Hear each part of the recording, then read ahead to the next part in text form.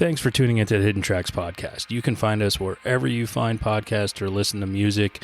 When you have an opportunity, please give us a 5-star review, write a little note, tell us how we're doing. We really appreciate it. It helps us keep this thing going. If you want to reach out to us, you can find us at Facebook at Hidden Tracks. Instagram is at HiddenTracks99, and if you'd like to send in submissions or talk to us or give us any feedback about what we're doing, our email is myhiddentracks99@gmail.com. Thank you so much again for tuning in, and I hope you enjoy the show.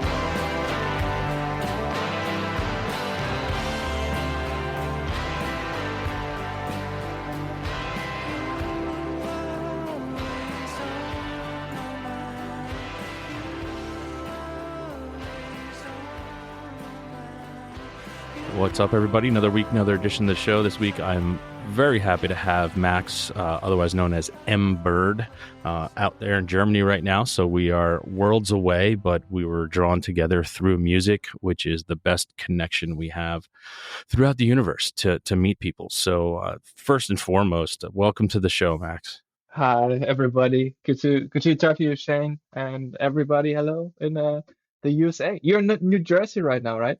Yes, I am. Yeah, beautiful. Hello to New Jersey then. So, I mean, first off, congratulations on the new album coming out. I've listened to it numerous amounts of time. That's one reason why you're here, is because once I listen to something more than 5 times, my 5 different ways, that's when I'm like, yeah, let's talk. we got to talk. You made some magic, and we're happy about that. So, that makes me so happy. So good to hear, Shane. Thank you. Congratulations on that. I mean, I know it's a lot of work goes into putting together an album and making sure you second guess basically the entire way you go through, and even when it releases, you're still like, Yeah, ah, what is that? yeah, So, yeah. what That was it like the day it released for you when it got out finally, and all that kind of stuff? Hopefully, went away. Yeah, it's kind of strange because on the release date, I don't, there was so much work leading up to it, and there were all these like milestones in the process of making it in my personal life and in the studio life, whatever that is. Um, that the release date was more like, all right, so that's done, and let's move on. But there were quite a few like moments, as you were saying, where I was second guessing myself in the process, where I overcame that second guessing, um, also by my girlfriend telling me, "Hey, if you're not second guessing, then you're not doing something good right now." And I really took that, like I took that to my heart in the whole process. So there were like a lot of things leading up to it, and like the release date was more like, okay, now it's done, let's move on. But yeah, I wasn't like super relieved or something. It just feels good to like have it out and like know that people are listening to the whole thing now, which I'm so glad you did 5 times, Shane. That's great.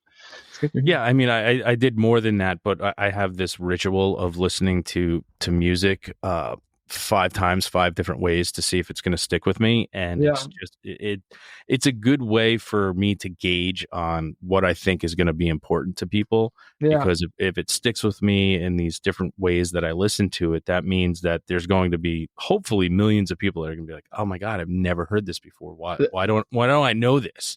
And which that's is cool. That's cool. Like, what are the 5? Is it like a different perspective you're taking on the music, or what Yeah, are the well, 5 ways? it's a listening way. So one, I'll listen to the album in the car on a ride. Another Yeah, way is I'll have it blasting in our music venue and our record store. I'll have it yeah, blasting, listening to it, waiting to see if I get reactions from people yeah, that are there.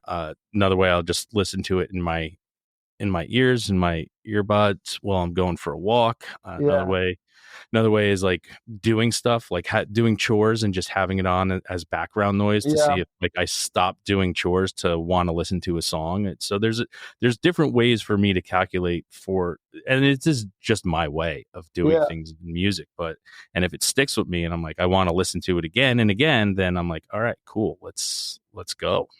Yeah, you're covering a lot of perspectives there. That's super interesting. I also listen to music a lot in the car. Also while walking, not so much right now, but I used to do that way more. So you're covering a lot of space there. That's cool. Now, for you, I mean, it was 2 years since your last full album release. How long did you work on putting the new material together? Like, was this prior to releasing the last album? You already had these ideas, or was it like you were fully focused on, hey, I want to do something special and work to this next release?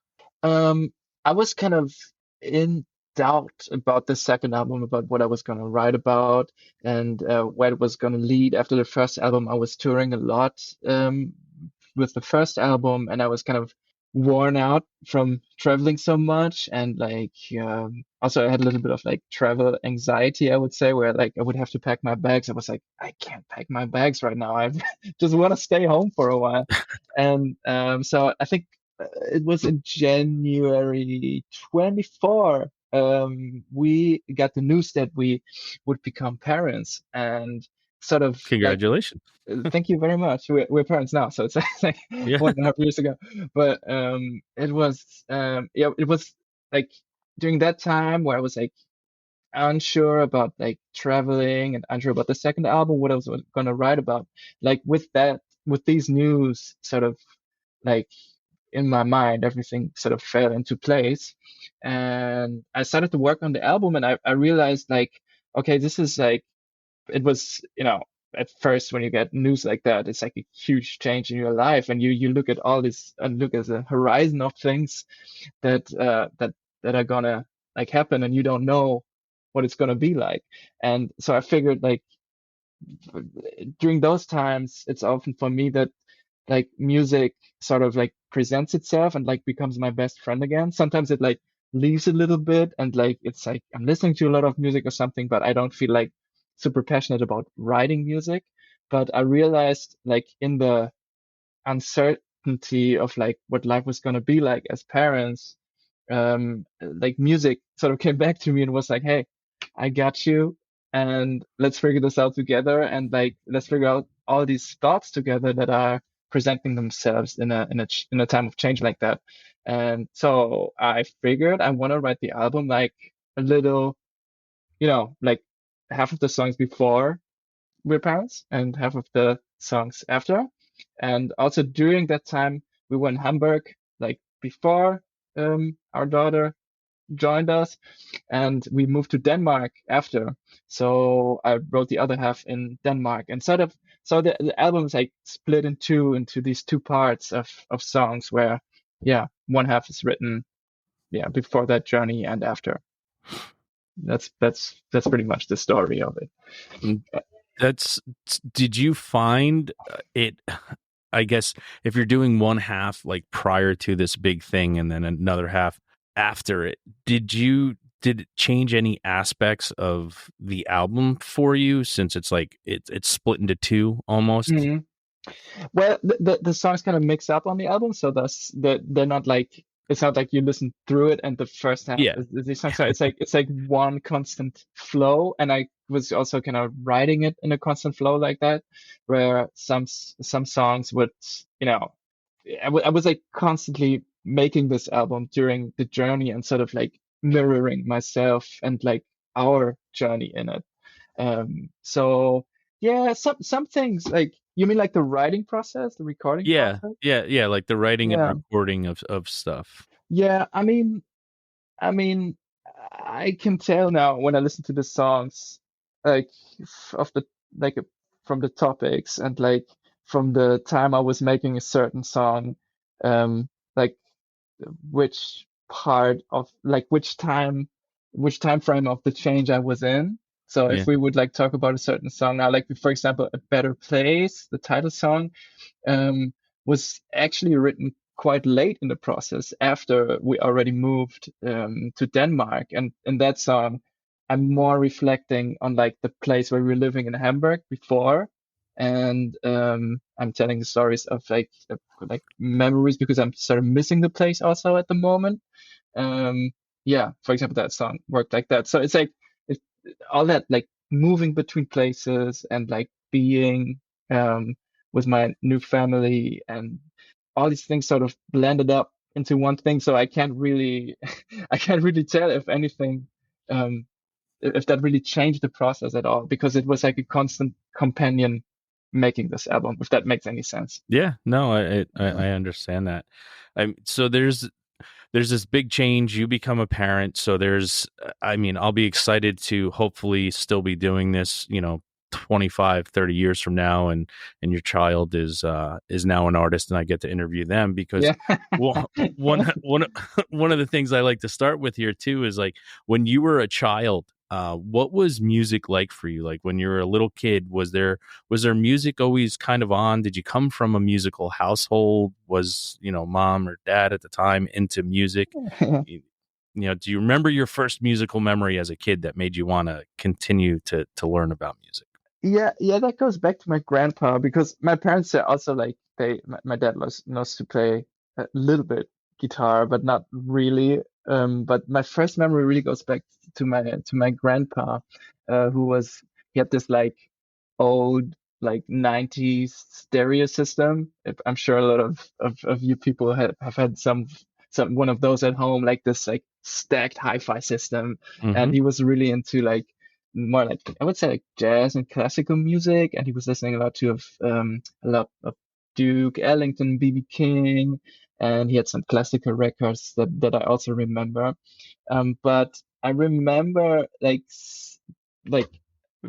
grabbing one of his records, and he showed me like how to put the record on like this hi-fi. It's like a monstrosity of a hi-fi thing. That's how I remember it. When you're really small, then it looks like really big. And he showed me how to do that. And then we would listen to like a live recording of Duke Ellington, and it sounded so like I remember like thinking, wow, is this actually like in a room? Like this is actually happening in a room. I'm not physically there, but like that feeling of someone playing the piano and like just sending out that energy was a really special thing to me. I remember that. And I was like, and then when we were sitting in a car and he was like driving and he put on his CDs in the car, I was like sitting on the in the back seat of the car and just like, because I couldn't speak English at that time. So even though my grandpa is an English teacher and he had a lot of like Anglophone music at home, um, I was like trying to sing in English and just just mimicking being on stage.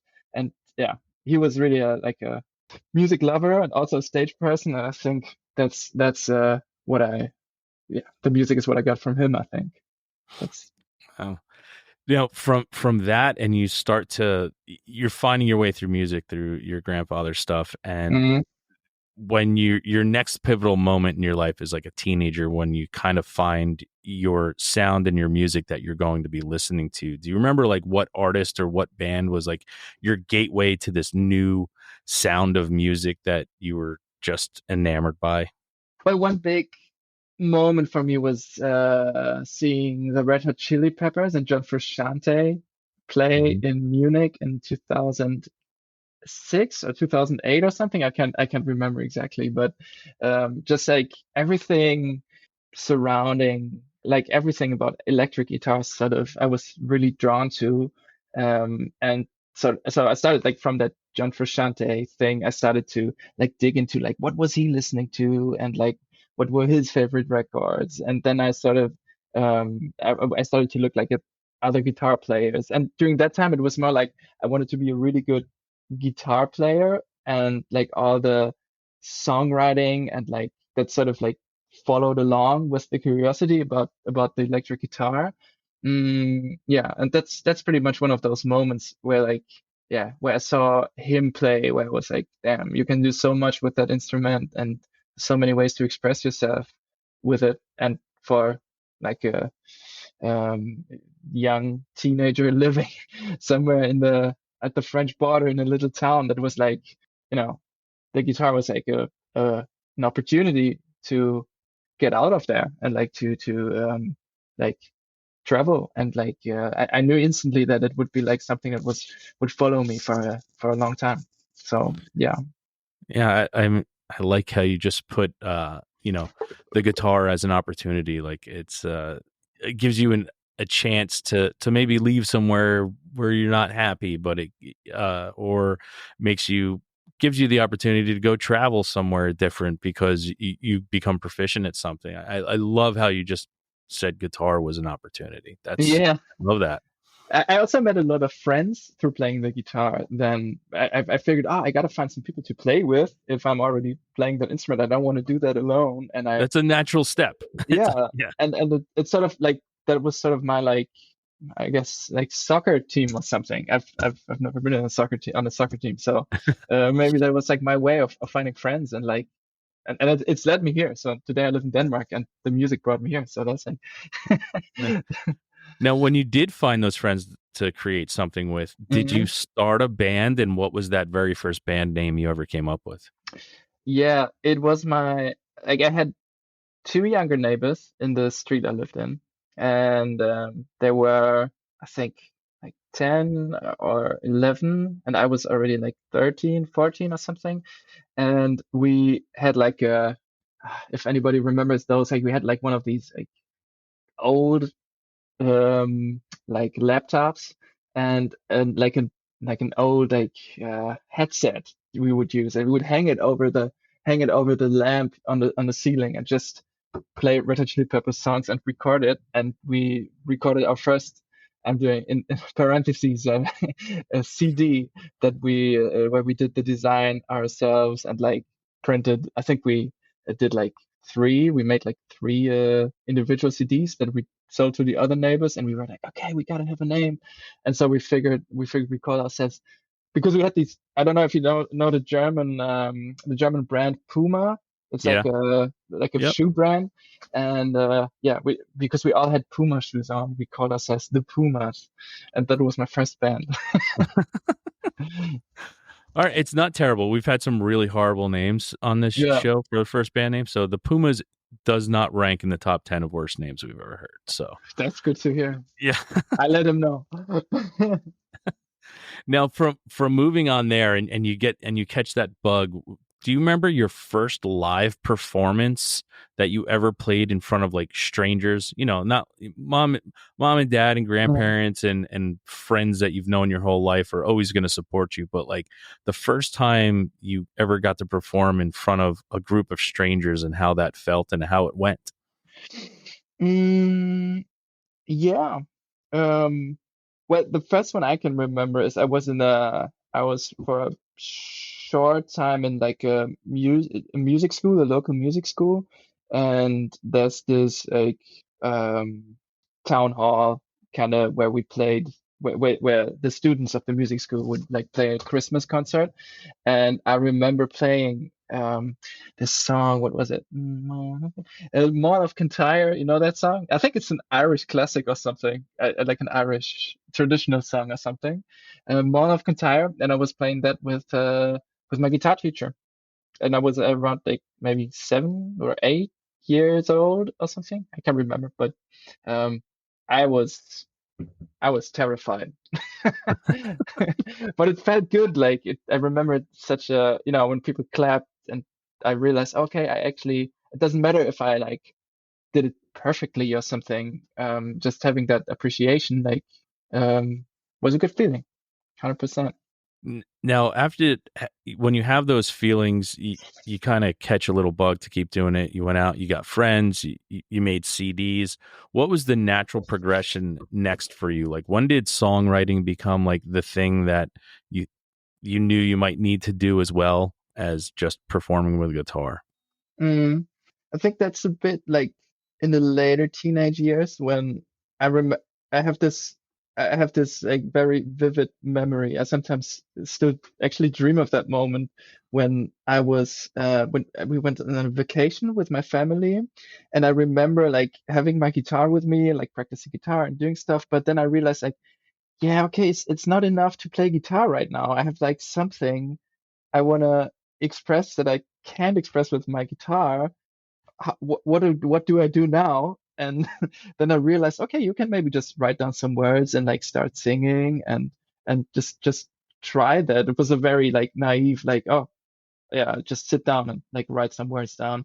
And I remember like writing my first like verse or something during that time and singing that over and over again. I can't remember the verse though. I would love to sing it for you, but it was like, I'm sure it was something about like Do you like remember what you named it?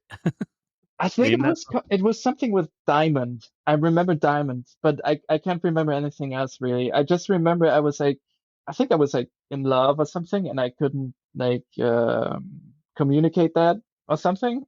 That turned into a song. But yeah, like teenage love.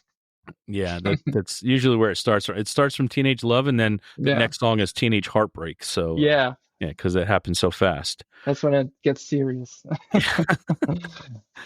Now, from that moment, was there like, other than the Chili Peppers, were there like artists you were drawing influence from when you were kind of trying to create songs and do stuff?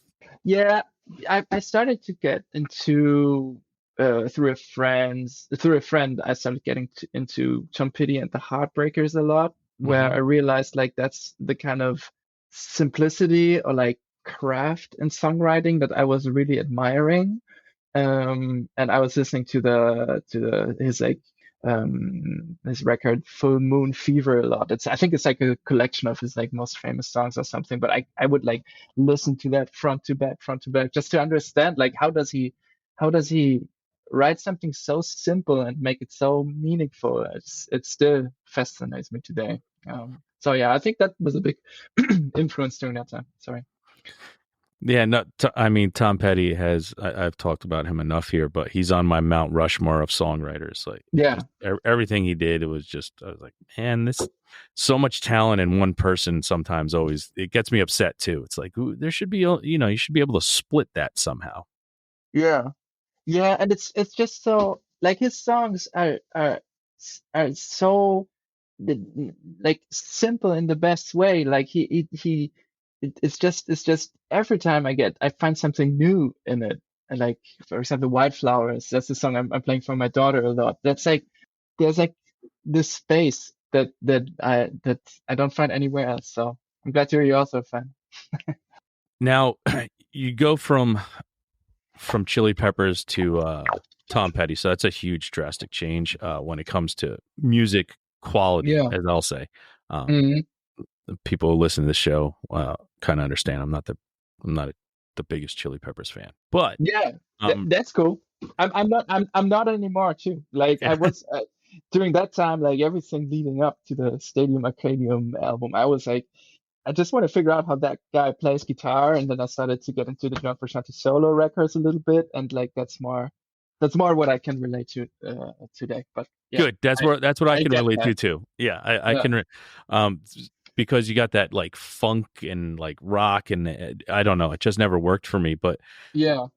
when like, did you ever get times where like you experimented trying to create music somewhat in the similar vein of like taking different styles of music, or was it mostly kind of the simplistic or songwriter stuff as you like were working on your own stuff? Was it more of the singer songwriter using that simplicity of Tom Petty, or did you ever try to, branch out and try to create some other crazy tones?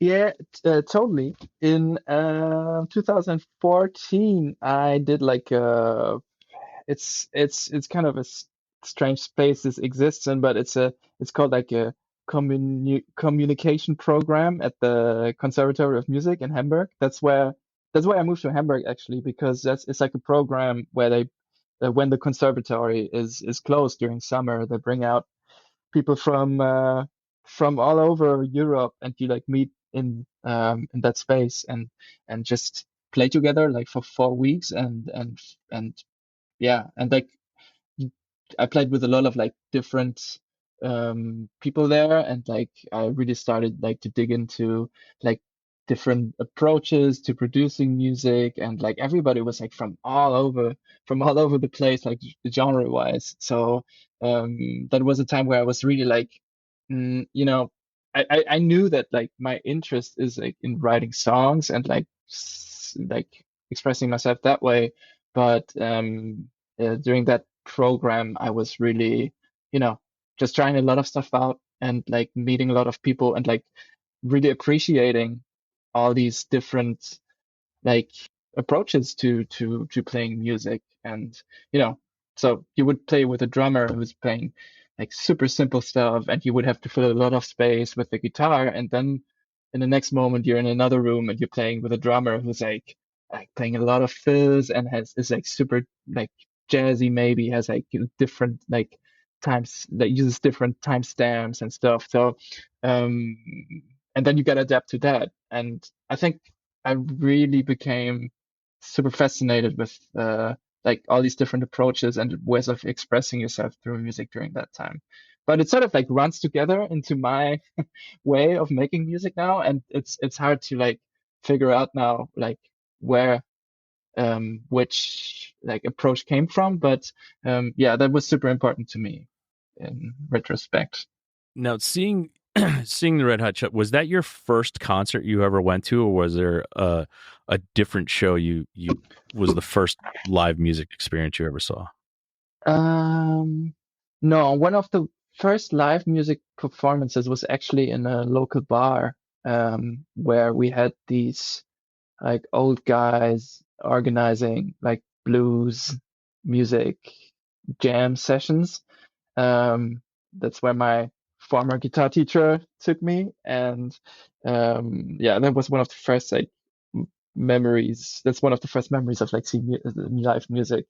And I regularly went to these jam sessions, and they were like, would at some point they would like, ah, come on stage, and like here's if you put your finger on the 11th fret, and you just play that note throughout, and we like play louder, you play louder, and we play more quiet, you play more quiet. And that's yeah, that's one of the first experiences I had with live music.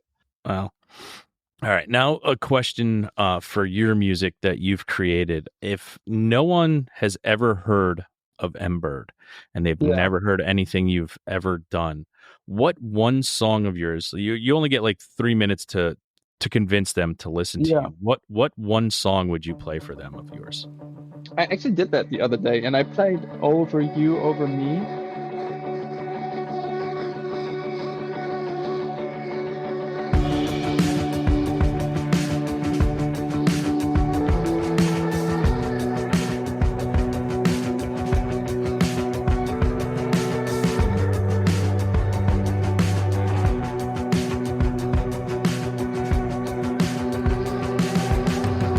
I've been dreaming of a dozen snakes in my bedroom.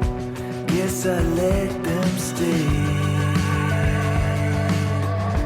They're a warning of a constant change while I'm hoping they will answer me.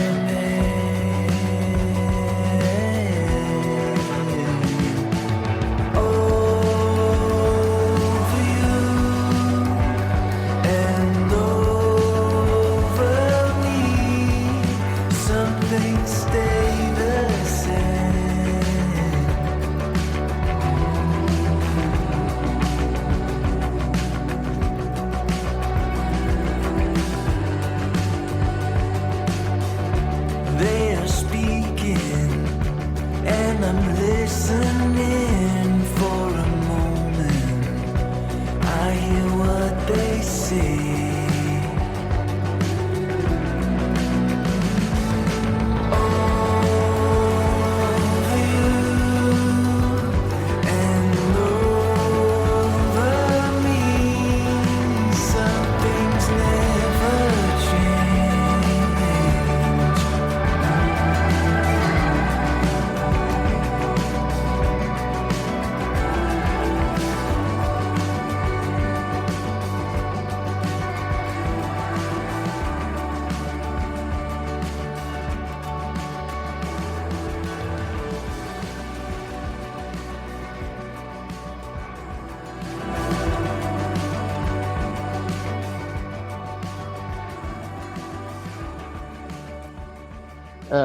From my first album, because I feel like that song is like covering a lot of territory. What I find, what I'm trying to do with my music, it's sort of like shoegazy on the one hand, but it also has these like folk folk instruments in it, and so it's kind of electric but acoustic on the other side, and like that's like a middle ground I'm searching for in my music. And the next thing I would probably play would be Morning Sun, because something that like yeah,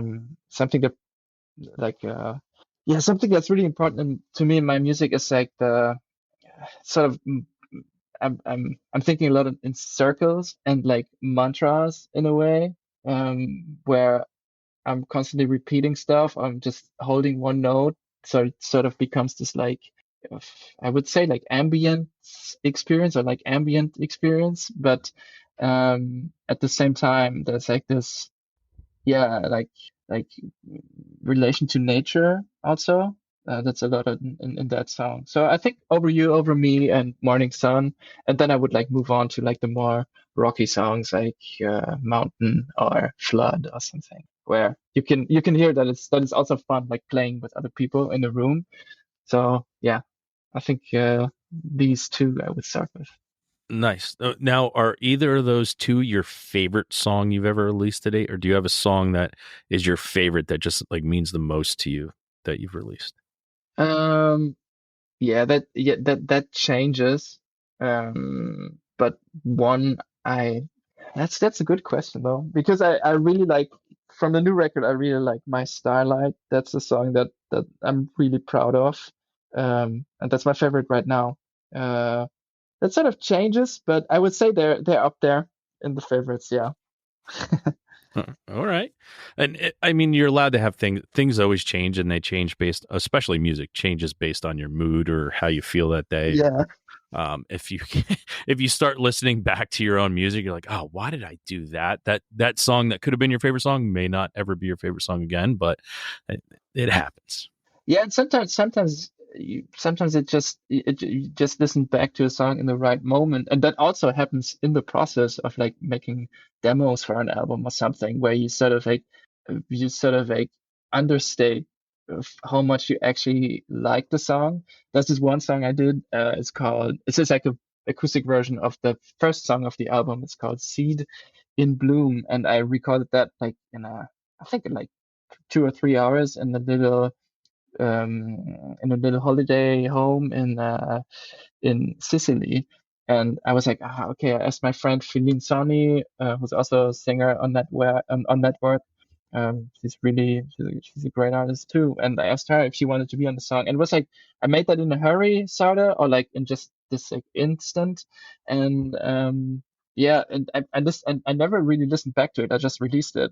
And the other day I had a moment with the song where I was like, oh yeah, that's actually a beautiful memory there. So that can really change, you know? I love how you just released it. You didn't listen to it, you just put it out. I love that. Yeah. With that song, it was truly a really fast process, but Yeah. not with this album for sure. It was like a longer process. Okay.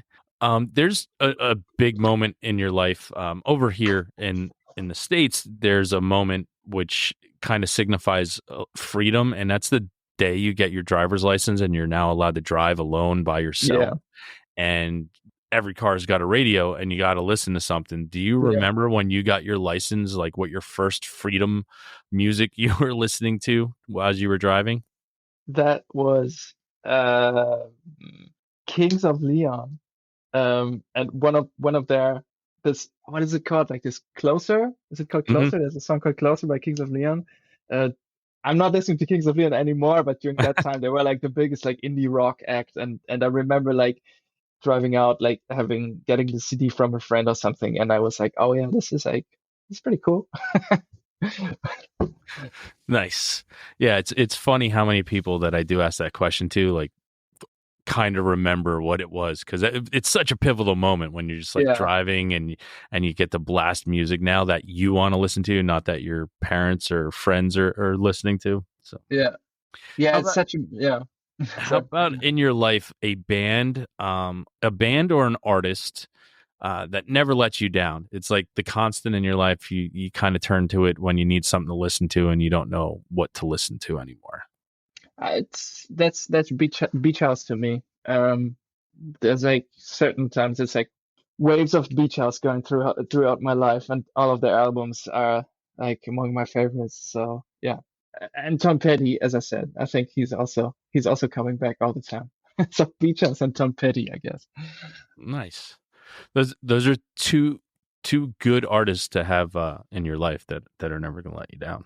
Yeah, and right now it's also I could name so many, but right now it's also like the live BB King records. There's one record called Live at the Regal, which is like just filled with energy. And whenever I'm like traveling or I'm like I already said like I sometimes feel a little bit anxious about traveling.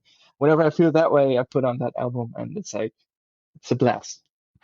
Nice. Is there a moment, because a lot of times for artists, you get kind of sick of creating, like the creative process sometimes takes a toll on you, and it's hard to get back into. Were there any moments that in creating music or trying to get ready for this album where you were just stuck, where it's, the writer's block and you're just like, I don't know if I can finish this?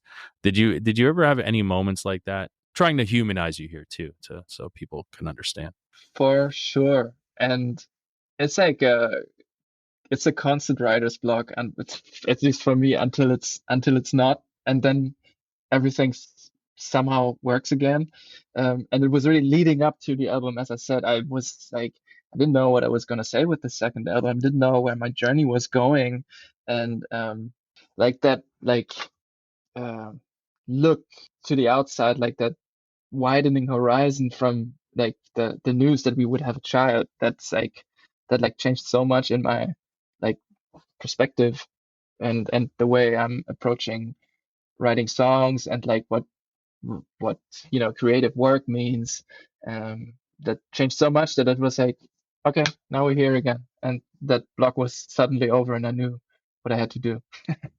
So yeah, but as I already said, like my partner keeps telling me, hey, if you're like 100% sure about what you're doing is like the perfect thing right now, then you should like take a step aside and like look at things again. And I've been feeling a lot also during the making of the album. Like I could make something in the studio, drive back home, and feel like this is not going anywhere.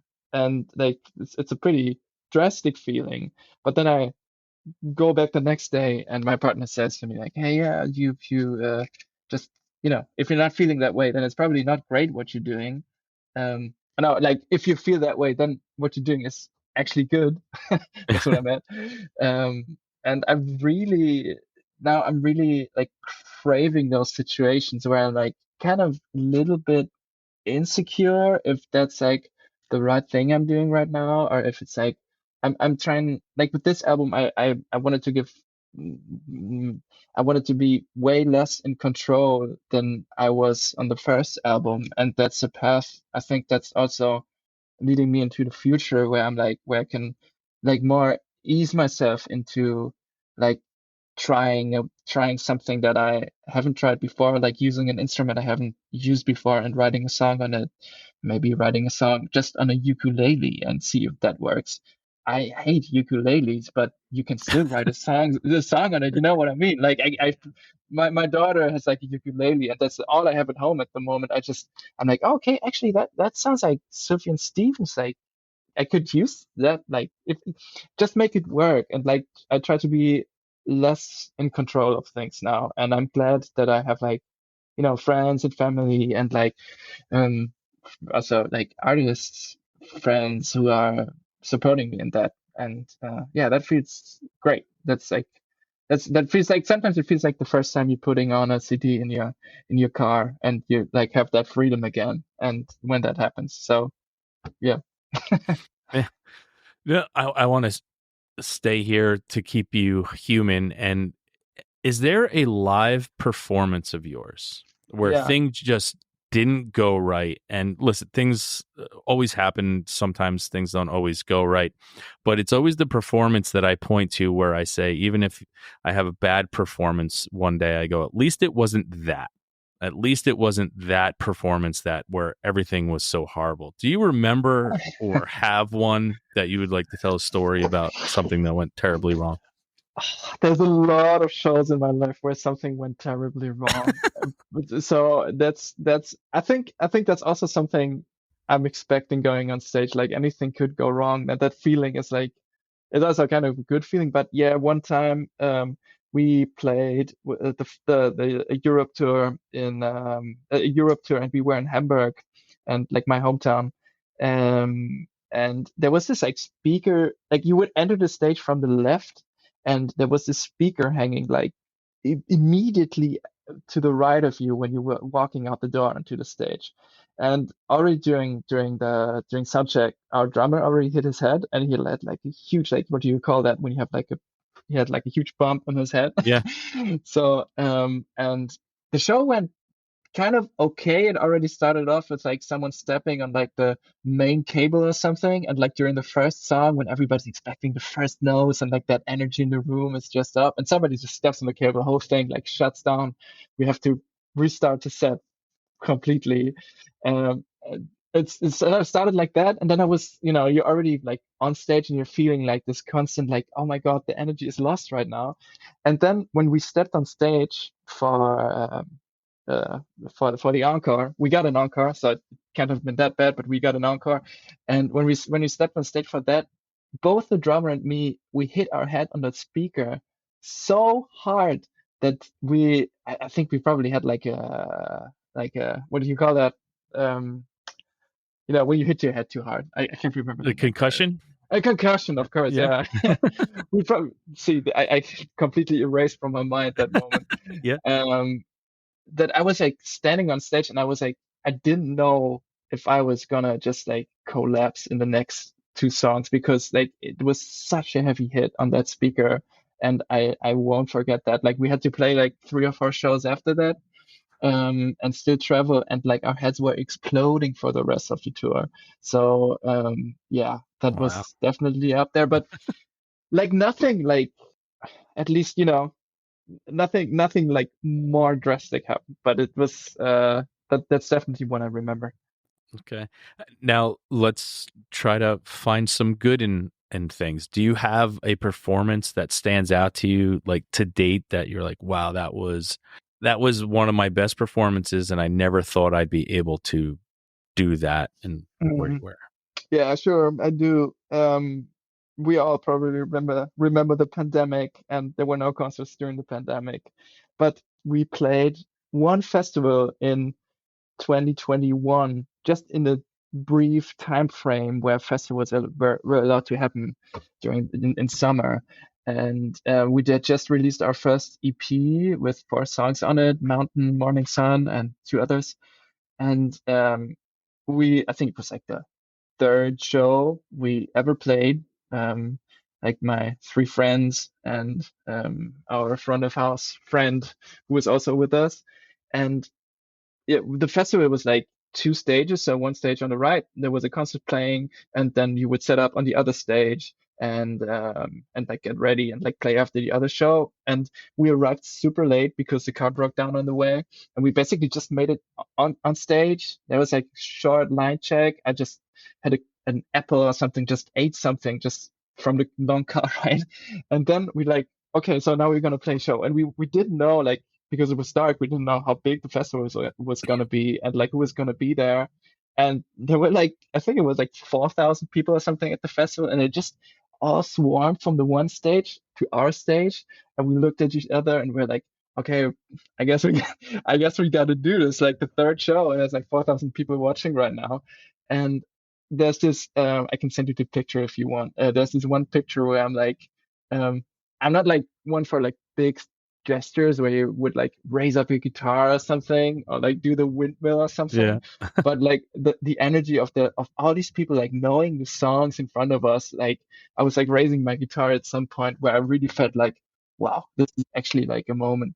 That's where I really felt like, okay, you're a you're a musician now, like that's your job now, like Yeah. this is really happening right now. And yeah, that show was really really special to me. Wow.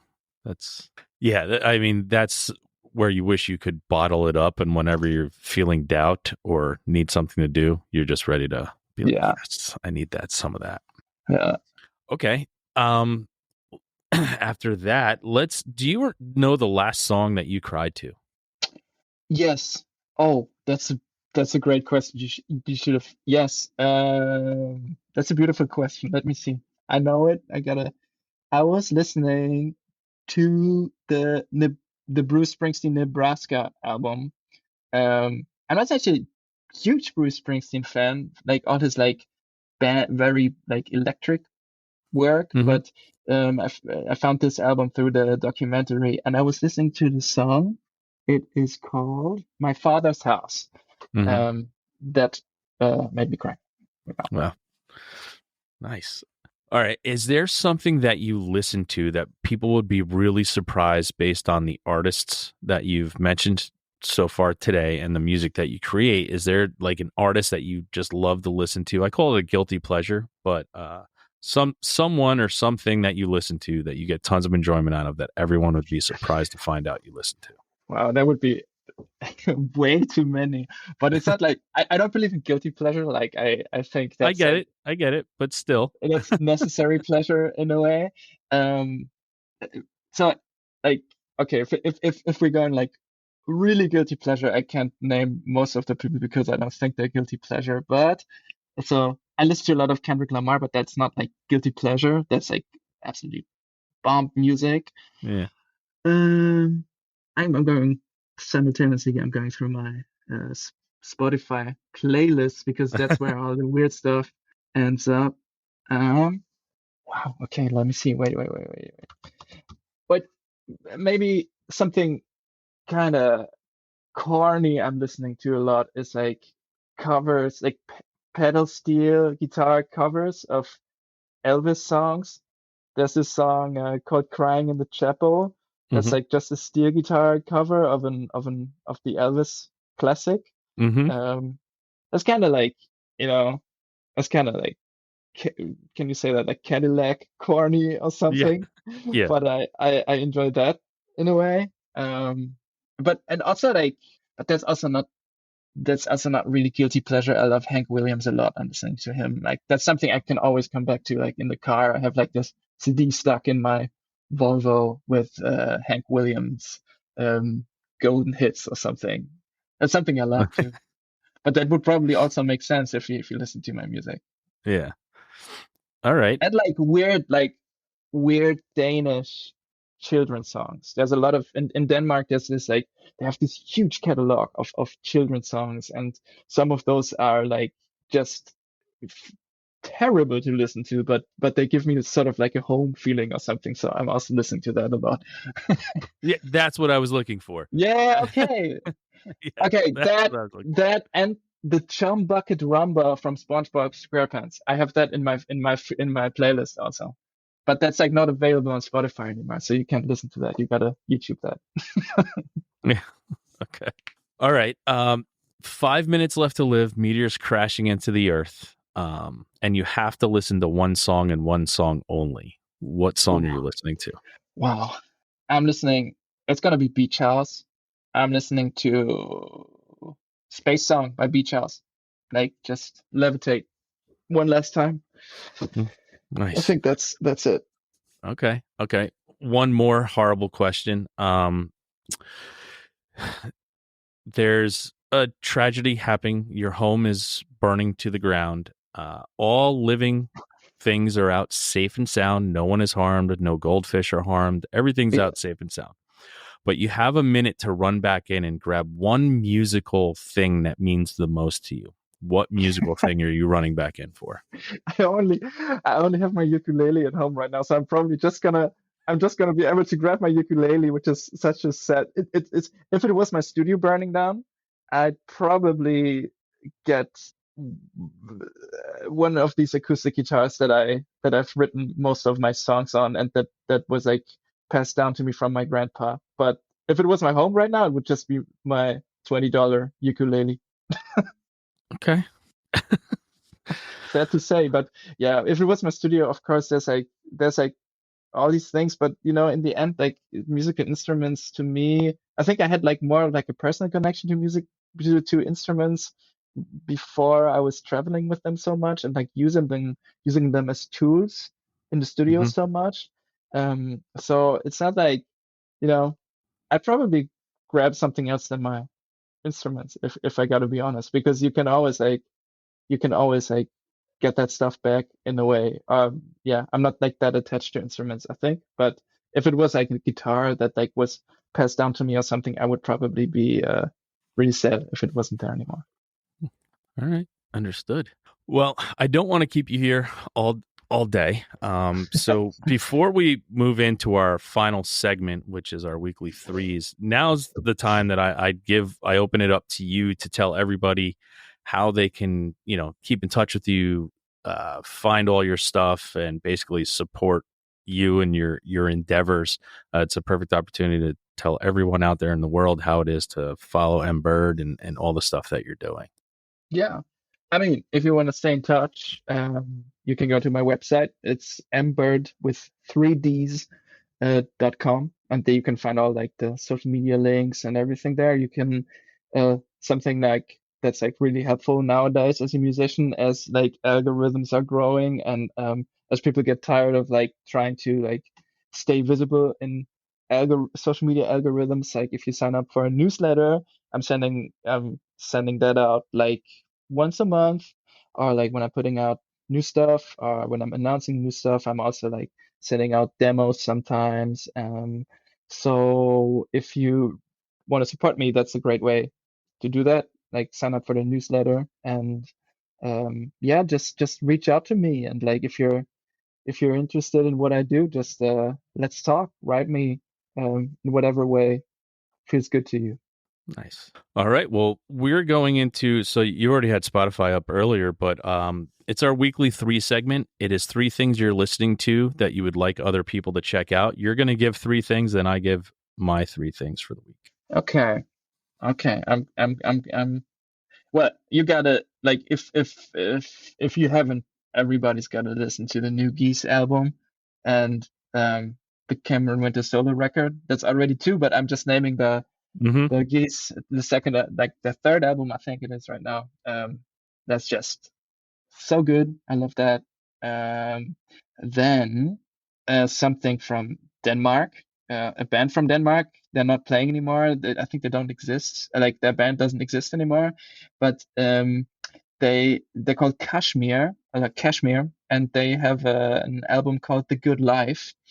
And there's one song on it. It's called Lampshade. It's a really beautiful song if you're into that like late 90s Radiohead kind of vibe. That's my second. And my third, no, let me see.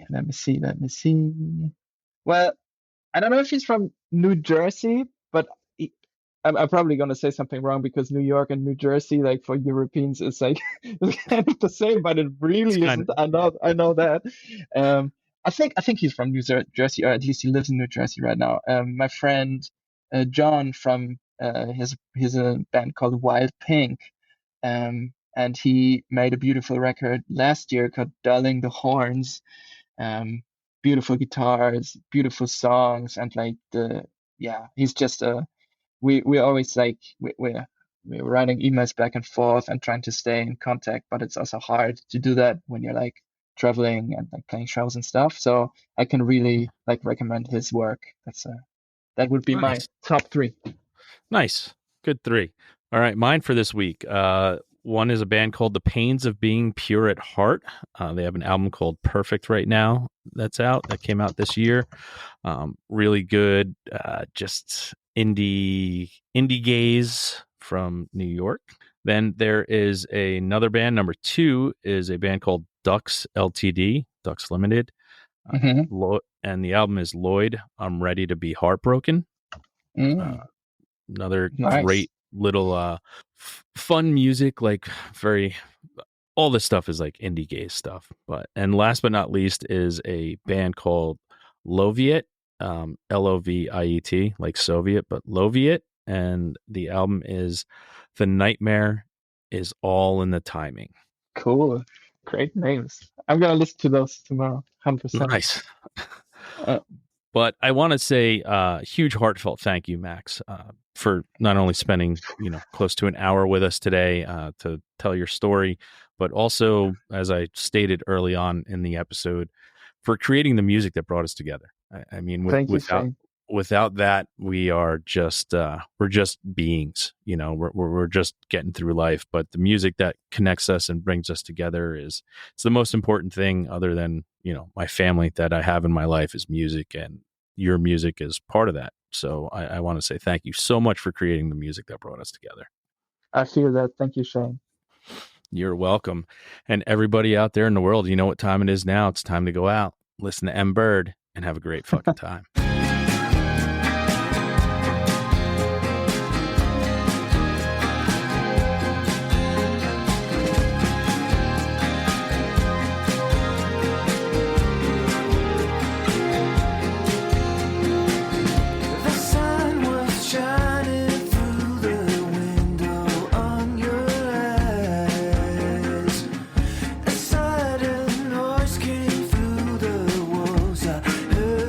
Cry.